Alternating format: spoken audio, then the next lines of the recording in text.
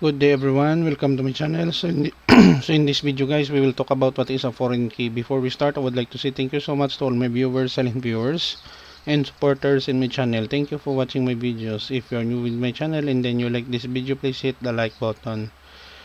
Don't forget to share and please support my channel guys by clicking the subscribe button. So let's begin. What is a foreign key? A foreign key or F key is a column or combination of columns that is used to establish and enforce a link between the data in two tables to control data that can be stored in the foreign key table.